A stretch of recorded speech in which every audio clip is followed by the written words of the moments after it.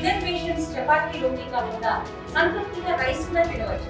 Doctor rice, sugar free rice, doctor rice, diabetic rice, sugar పెన్సని బియ్యం, doctor rice. Media మిత్రులందరికీ నమస్కారం. నిన్న జూలై 11వ తారీఖున పేరు నాని ఒక వైసీపీ కార్యక్రమంలో మాట్లాడుతూ లోకేష్ గాడు అని సంబోధించడం జరిగింది. ఒరే పేరు నాని, లోకేష్ గాడు ఏంట్రా గాడిద, అచ్చూసిన ఆంబోతుల తయారీ, వయసు వచ్చి కూడా నీకు బుద్ధి లేకుండా ఉంది. ఏం మాట్లాడుతున్నావో నీకు కానీ మీ అధినాయకుడికి కానీ తెలియట్లే. అధినాయకుడు ప్రెస్ ముందుకు వచ్చి రపరపా నరికేస్తే తప్పేముంది అని అంటాడా? దాన్ని నువ్వు సమర్థిస్తూ సరదాగా అన్నాడంటావా? గతంలో ముఖ్యమంత్రి చేసిన వ్యక్తి సరదాగా రపరపా నరికేస్తే తప్పేముందంటారా? దాన్ని నువ్వు సమర్థింతావా గాడిద? అసలు ఏం మాట్లాడుతున్నారు మీరు? ప్రెస్ ముందుకు వచ్చి కానీ కార్యకర్తల ముందుకు వచ్చి కానీ మీకు అర్థమవుతా ఉందా అని అడుగుతా ఉన్నాను. ఫ్యాక్షనిజంలో నీకు 25 ఏళ్ళు అనుభవం ఉందా? కింద కార్యకర్త ఏదో మాట్లాడుతావు, నీకేం అనుభవం ఉందా? నాకు 25 ఏళ్ళు అనుభవం ఉందంటావా?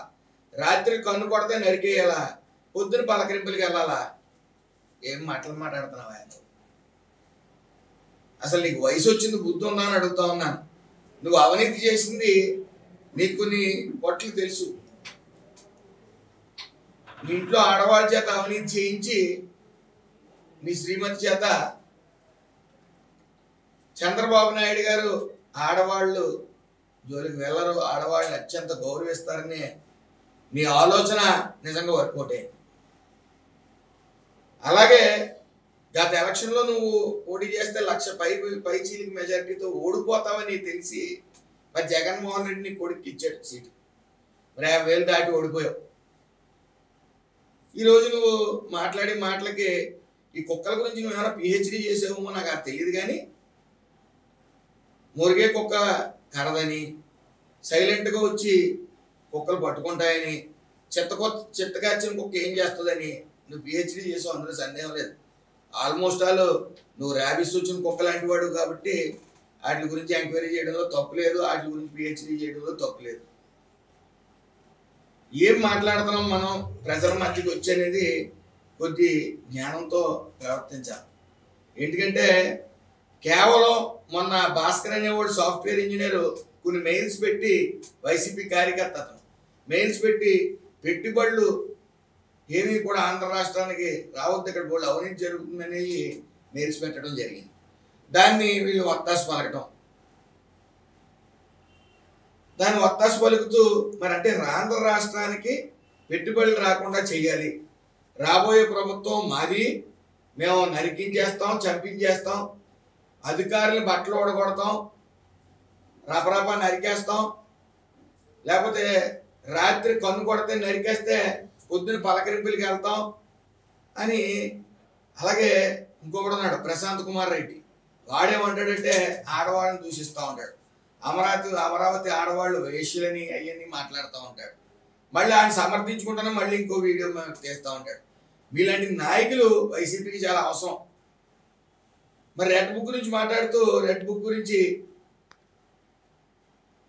రెడ్ బుక్ రాజ్యాంగం నడిచేస్తుందని మొరపెట్టుకుంటా ఉన్నాం. ఏదో విక్రమార్కుడు సినిమాలో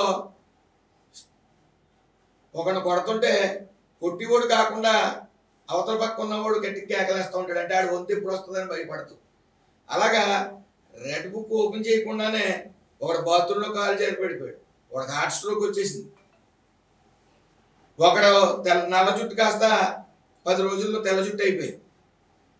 వీడు వంతు ఎప్పుడు వస్తుందని వీడి భయం, ఏ పిచ్చి వ్యాఖ్యలు మాట్లాడుతూ ఉంటాడు. అసలు ఈ మ్యానుఫ్యాక్చరింగ్ యూనిట్ ఏమైనా పెట్టారా?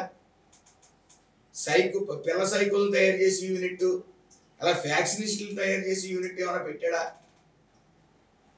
మైక్ ఉంది కదా అని పిచ్చిబాబుడు వాగటం, ఏది పడితే అది వాగటం. అసలు సభ్య సమాజంలో మీరు ఏం మాట్లాడతారో మీకు అర్థమవుతా ఉందా? రెడ్ బుక్ డైరెక్ట్గా లోకేష్ గారు పాదయాత్ర చేస్తున్నప్పుడు డైరెక్ట్గా రెడ్ బుక్ అమలు చేస్తాం అవినీతి చేసిన వాళ్ళ పట్లని డైరెక్ట్గా ప్రకటించినప్పుడు మేకపోతు గాంభీర్యం ప్రదర్శించారు.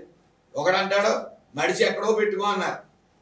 మరి ఎలక్షన్ అయిన తర్వాత 11 సీట్లు వచ్చిన తర్వాత మడిచి ఇళ్ళు ఎక్కడ పెట్టుకున్నారు మరి తలకాయ. అసలు రాజకీయం గురించి ఆయన మాట్లాడుతూ మంచి చేయాలని చెప్తా ఉన్నాడు. రాజశేఖర రెడ్డి గారికి జగన్మోహన్ రెడ్డికి పోలిక. గెలక ముందు వరకు తండ్రి పేరు ఫోటో వాడటం, చెల్లిని వాడటం, తల్లిని వాడటం, చిన్నాన్న వాడటం, చిన్నాన్న కూతురిని వాడటం ఎలక్షన్స్లో. మరి గెలిచిన తర్వాత వాళ్ళందరినీ ఒకరిని గెలవక ముందు ఆ చిన్నాన్ని నరికేయటం, గొడ్ల వేయటం, చెల్లిని గెంటేయటం, గెలిచిన తర్వాత తల్లిని గెంటేయటం, ఆ సునీత గారికి వార్నింగ్లు ఇవ్వటం. మరి ఆ రోజున అలా ఇంట్లో వాళ్ళనే చేరదీయలేనోడు రాష్ట్రానికి ఏం చేస్తాడు అనుకుంటాం. అలా అతనికి అవగాహనే లేదు. ఈ పేర్నానికి అసలు అవగాహన ఉంటే డిబేట్కి రావాలి. లోకేష్ గారితో ఒక్క 10 నిమిషాలు డిబేట్కి వస్తే మీకు నెత్తి కౌర్లు అన్నీ వస్తాయి. 32 మంది కార్యకర్తలు చంపారని చెప్పి స్టార్టింగ్లోనే చెప్పారు. వాళ్ళ పేర్లు చెప్పమంటే ఇప్పటికీ చెప్పలేరు.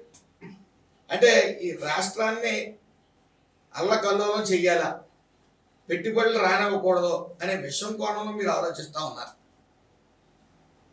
డైవర్ట్ పాలిటిక్స్ మీకు పెట్టింది పేరు రాష్ట్ర ప్రజలందరూ గమనిస్తూ ఉన్నారు. ఎట్టి పరిస్థితుల్లో మీరు ఏ పనులు అయితే చేస్తున్నారో మీలాంటి నాయకులు, దేశ నాయకులు, ప్రపంచ స్థాయి నాయకులు, పేర్నాని కానీ కొడాల నాని కానీ బూతుల్లో పిహెచ్డీలు చేశారు. కుక్కల గురించి పిహెచ్డీ చేశారు, నరికేయడం గురించి పిహెచ్డీ చేశారు, ఫ్యాక్షనిజం పిహెచ్డీ చేశారు. అసలు సిగ్గుందా అని అడుగుతున్నాను. పేర్నాని సరదాగా అన్నాడా జగన్మోహన్ రెడ్డి రపరపా నరికేస్తానని సరదాగా అన్నాడా? ఆయన గతంలో 5 సంవత్సరాలు సీఎం చేసిన వ్యక్తి సరదాగా రపరపా నరికేస్తే తప్పే ఉందని అంటాడా? అలా మాట్లాడడానికి సమర్థించడానికి సిగ్గుందా అని అడుగుతా ఉన్నాను. అసలు ఈ నాయకులకి చాలా మంది అవుతా ఉన్నారు. కొడుకుని అతనికి సీట్ ఇస్తే 1,00,000 మెజార్టీతో ఓడిపోతాడని చెప్పి కొడుక్కి సీట్ ఇచ్చారు. కొడుకు 50,000తో ఓడిపోయారు. ఆ కొడుకుని ఇంట్లో కూర్చోబెట్టాడు. ఈయన మళ్ళీ రోడ్డెక్కి మురుగుతా ఉన్నాడు. ఏదేమన్నప్పటికీ మరి మొన్న పేర్నాని గురించి, కొడాల నాని గురించి ఈరోజు గుడివాడలో కొద్ది గొడవ జరుగుతూ ఉంది. తెలుగుదేశం కార్యకర్తలందరూ గతంలో నువ్వు శపథం చేసావు కదా, కుప్పంలో చంద్రబాబు నాయుడు గారు ఓడిపోకపోతే ఆయన బూటు పాలిష్ చేస్తాను, రాజకీయ సన్యాసం చేస్తానని చెప్పావు కదా, అది ఇంప్లిమెంట్ చేయని చెప్పి. అది ఖచ్చితంగా ఈ కొడాల నాని, పేర్నాని లాంటి వాళ్ళు వైసీపీలో ఉండాలి. అది రాజకీయం దూరంగా ఉండకూడదు. ఆ పార్టీలో ఉండాలి. పార్టీలో ఉంటేనే వాడు గొప్పతనం, వాళ్ళు మాట్లాడే తీరు ప్రజలకు తెలుస్తుంది. మరి మన కార్యకర్తలు కొంతమంది ఈ రోజున చీరలో జాకెట్లు ఇస్తామని చెప్పేసి పేర్నాని గారు కట్టుకోవాలని చెప్పి ప్రస్తావిస్తూ ఉన్నారు. దయచేసి అలాంటి ప్రస్తావనలు వద్దండి. మన తెలుగుదేశం పార్టీ, మన అధినాయకులు చంద్రబాబు నాయుడు గారు కానీ, అలాగే జనసేన అధినేత పవన్ కళ్యాణ్ గారు కానీ మహిళలకు అత్యంత గౌరవం ఇస్తారు. 2 పార్టీలు కూడా అత్యంత గౌరవం ఇస్తాయి, బీజేపీ కూడా. మరి మన హిందూ సాంప్రదాయ ప్రకారం ఆ చీర జాకెట్లకి అత్యంత విలువ ఉన్నాయి. అలాంటి విలువ ఉన్నాయి, అలాంటి హోందాతనం ఉన్నాయి. కొడాల నాని లాంటి వాడికి ఇచ్చి వాటిని అవమానపరచొద్దు. అతనికి కరెక్ట్ అండర్వేరు బనీన్తో నిలబడతా అన్నారు కాబట్టి దాన్ని అండర్వేరు బనీన్లు ఇద్దాం తప్ప అతనికి చీరలో జాకెట్ ఇచ్చే అర్హత, తీసుకునే అర్హత కూడా వాళ్ళకి లేదు అని నేను విన్నవించుకుంటూ, ఏదేమన్నప్పటికీ రాజశేఖర రెడ్డి ఆయన పాలనతో జగన్మోహన్ రెడ్డి పాలన పోలుస్తూ ఉన్నారు. ఒక్క ఛాన్స్ అని చాలా తెలివిగా అడిగాడు. అతనికి తెలుసు ఒక్క ఛాన్స్ ఇస్తే మళ్ళీ ఇంకో ఛాన్స్ ఎవరని. ఒక్క ఛాన్స్ అని అడిగారు, ఒక ఛాన్స్ ఇచ్చారు, అయిపోయింది. మళ్ళీ అతను ఈ మాట్లాడే తీరు పట్ల కానీ, వీళ్ళు ఇచ్చే స్టేట్మెంట్ల పట్ల కానీ మరి అందరూ కూడా ప్రజలందరూ ఒక అవగాహనకు వస్తూ ఉన్నారు. ఈరోజు సంక్షేమం అభివృద్ధి జరగట్లేదు అంటున్నారు. ఏదో మోసం గ్యారంటీ అని ఏదో కార్యక్రమాలు, పిచ్చి కార్యక్రమాలు పెడతా ఉన్నారు. ఈరోజు తల్లికి వందనం ముఖ్యంగా ఎంతమంది పిల్లలు ఉంటే అంతమంది పిల్లలు ఇవ్వడం జరిగింది. అలాగే అన్నా క్యాంటీన్లు, 3 పూట్ల భోజనాలు ప్రతి గ్రామంలో పెట్టి, ప్రతి మండలాల్లో కూడా పెట్టి ప్రక్రియ మొదలుపెట్టాం. అలాగే ఎంఎస్ఎంఈ కార్యక్రమాలు, ప్రతి ఇంటికో పారిశ్రామికవేత్త రావాలని చెప్పి మరి ఎంఎస్ఎంఈ కార్యక్రమాలు ప్రోత్సహిస్తున్నాం. అలాగే 8 లక్షల కోట్లు పెట్టుబడులు తీసుకుని వచ్చాం ఈ రోజుకి.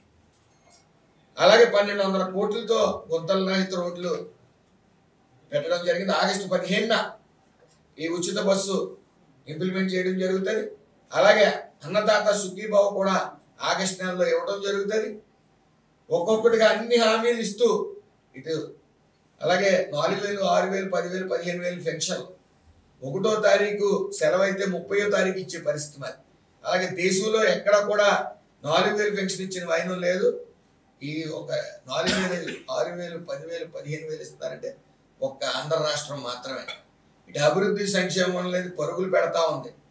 ఇది ఓరవలేక డైవర్ట్ పాలిటిక్స్ చేస్తూ మరి పిచ్చి పిచ్చి మాటలు మాట్లాడుతూ ఆ ప్రశాంత్ రెడ్డి లాంటి వాళ్ళు ఈ ఆంధ్ర రాష్ట్రంలో పుట్టడమే ఒక దరిద్రం అని జనం అందరూ భావిస్తా ఉన్నారు. ఏం మాట్లాడతారండి ఆయన ఆడవాళ్ళ గురించి, అమరావతి ఆడవాళ్ళ గురించి మళ్ళీ సమర్థించుకుంటూ మళ్ళీ మాట్లాడుతూ ఉన్నాడు. ఇలాంటి వాళ్ళని ఉపేక్షించేది లేదు. ఒక్కటి మాత్రం నిజం, నారా చంద్రబాబు నాయుడు గారి ఆధ్వర్యంలో, పవన్ కళ్యాణ్ గారి ఆధ్వర్యంలో, లోకేష్ గారి ఆధ్వర్యంలో ఎక్కడ కూడా ఫ్యాక్షనిజం కానీ, మాదక ద్రవ్యాలు వాడటం విషయంలో కానీ, ఈ ఆడవాళ్ళని అవమానించే విషయంలో కానీ ఉపేక్షించేది ఉండదు. వాళ్ళని కఠినంగా శిక్షించబడతారు, వాళ్ళందులో సందేహం లేదు. వాళ్ళు అధికారంలోకి వచ్చేస్తే 11 సీట్లు వచ్చి మేము ప్రతిపక్ష హోదా గురించి ప్రయత్నిస్తాం, తర్వాత 23 సీట్లు తెచ్చుకుంటామని ఛాలెంజ్గా తీసుకుని ప్రతిపక్ష హోదా తెచ్చుకోవడానికి ప్రయత్నించాలి తప్ప మాకు 170 వస్తాయి, మొన్న వచ్చినాయి కదా 175, 175 వస్తాయంటే ప్రజలు బుద్ధి చెప్పారు కదా. ఒకటి నిదర్శనం, జగన్ పరిపాలన గురించి మనం 10 మాటలు మాట్లాడుకోవసరం లేదు. ఆయనే మాట్లాడాడు, నా పరిపాలన నచ్చితే, నేను మంచి చేశాను అనుకుంటే నాకు ఓట్లు వేయండి అని అడిగిన వ్యక్తి మరి జగన్మోహన్ రెడ్డి. అంటూనే వై నాట్ 175 అన్నాడు. ఈరోజు 11 సీట్లకు పరిమితం అయ్యాడు. అంటే ప్రజలు ఎంత చేదరించుకున్నారో అర్థమవుతాం. మరి వాళ్ళు దాన్ని షార్ట్అవుట్ చేసుకోవడానికి ఎక్కడ తప్పిదం జరిగింది అనేది తెలుసుకోవాలి. వాళ్ళు 11 సీట్లకు పరిమితం అవడానికి కారణం అహంభావం, అహంకారం. 154 వచ్చినాయి, మాకేంట్లే 30 ఏళ్ళు పాలిస్తాం, ఎంతలా పాలించినా సరే 100 సీట్లు వస్తాయి, ఇక ప్రతిపక్షం లేదని విర్రవీగిపోయారు. విర్రవీగిపోయిన తర్వాత ప్రజలు ఏ రీతిలో బుద్ధి చెప్పాలి ఆ రీతిలో బుద్ధి చెప్పారు. మేమందరం కూడా చంద్రబాబు నాయుడు గారు ఒకటే చెప్పారు, మనకు అన్నీ తెలుసు అనుకుంటే సర్వనాశనం అయిపోతాం, జగన్ లాగా మనకి ఏమీ తెలియదు అన్నట్టు ఉండాలి, అన్నీ నేర్చుకుంటా ఉండాలి, 75 సంవత్సరాల వయసులోనే అన్నీ నేర్చుకుంటా ఉన్నాను, ఎప్పటికప్పుడు అప్డేట్ అవుతూ ఉండాలి అని చెప్తూ ఉంటారు. మరి అలాగే ఎప్పుడు మేము ప్రజల్లో ఉంటున్నాం, ప్రజల సంక్షేమం కోసం పాటుపడుతూ ఉన్నాం. ఇటు సంక్షేమ అభివృద్ధి అనే సమపాడులో ఎన్డీఏ కూటమి తీసుకెళ్తా ఉంది. ఏదేమన్నప్పటికీ మేము ఈ రోజు సుపరిపాలనలో తొలి అడుగులో భాగంగా మేమందరం తలెత్తుకుని ప్రజల వద్దకు వెళ్తా ఉన్నాం. ఒక్కొక్కటిగా సూపర్ 6 కార్యక్రమాలు అన్నీ చేసుకుంటా వెళ్ళాం కాబట్టి అందరూ కూడా సమస్యలు ఉంటాయండి. ఒక సంవత్సరంలో మొత్తం అన్ని సమస్యలు తీర్చాం, చిన్న చిన్న సమస్యలు ఉంటాయి. ఓట్లు వేశారు కాబట్టి వాళ్ళకి అడిగే హక్కు ఉందే. అలాగే ఓట్లు లేని వాళ్ళు కూడా అభ్యర్థించి ఓట్లు వేశారు కాబట్టి వాళ్ళకి అడిగే హక్కు ఉందే. అలాగే ఓట్లు లేని వాళ్ళు కూడా అభ్యర్థించి ఏమంటే మేము ఓట్లు వేయకపోయినా మాకు రోడ్లు వేయండి, ఈ ప్రభుత్వ పరిపాలన బాగుంది, అన్నీ ఇంప్లిమెంట్ అవుతున్నాయి అని జ్ఞానోదయం వచ్చి అందరూ కూడా ఒక పండగ వాతావరణంలో సుపరిపాలనలో తొలగడం జరుగుతూ ఉంది. దాన్ని వాళ్ళు నూతిలో కప్పల్లాగా బ్యాక్ అని అరుస్తున్నారు తప్ప వాళ్ళకి ఈ రాష్ట్ర ప్రజలు క్లియర్గా అర్థమైంది, వాళ్ళకి బుద్ధి రాదు. నా కోరిక ఏంటంటే కొడాల నాని కానీ, పేరు నాని కానీ ఇలాంటి ప్రపంచ స్థాయి నాయకులు వైసీపీలో కొనసాగాలి, రాజకీయ సన్యాసం చేయకూడదు. వాళ్ళు ప్రెస్ మీట్లు నిత్యం పెడతా ఉండాలి. రాష్ట్ర ప్రజలకి వీళ్ళ మేనిఫెస్టో ఏంటో, వీళ్ళ ఆలోచనలు ఏంటో క్లియర్గా అర్థమవుతాయి. ఇప్పుడు ప్రజలందరికీ అర్థమైంది, పెట్టుబడులు రానివ్వకుండా అడ్డుకుందాం, రాష్ట్రాన్ని మరో బీహార్లో చేద్దామనే కుతంత్రంతో వైసీపీ అడుగులు వేస్తా ఉన్నది ప్రజలకు అర్థమైంది. కాబట్టి ఆ భగవంతుడు ఒకటే కోరుతా ఉన్న సర్వేశ్వరుని వీళ్ళందరికీ మంచి బుద్ధి ఇచ్చి జ్ఞానోదయం కలిగేలాగా డైలీ యోగా చేసి మానసిక ఉల్లాసం కలిగేలాగా వాళ్ళకు బుద్ధి ప్రసాదించాలని మనస్ఫూర్తిగా కోరుకుంటున్నాను. తెలుగులో న్యూస్ కి ఫాస్టెస్ట్ యాప్ ఇప్పుడు టోటల్లీ న్యూ అవతార్లో జస్ట్ 5 seconds లో కంప్లీట్ న్యూస్. సోషల్ మీడియాలో ట్రెండ్స్ కి one stop solution. Live TV app voice search option తో ఇప్పుడే డౌన్లోడ్ చేయండి లేదా అప్డేట్ అయిపోండి. యాప్ లింక్ డిస్క్రిప్షన్ లో ఉంది.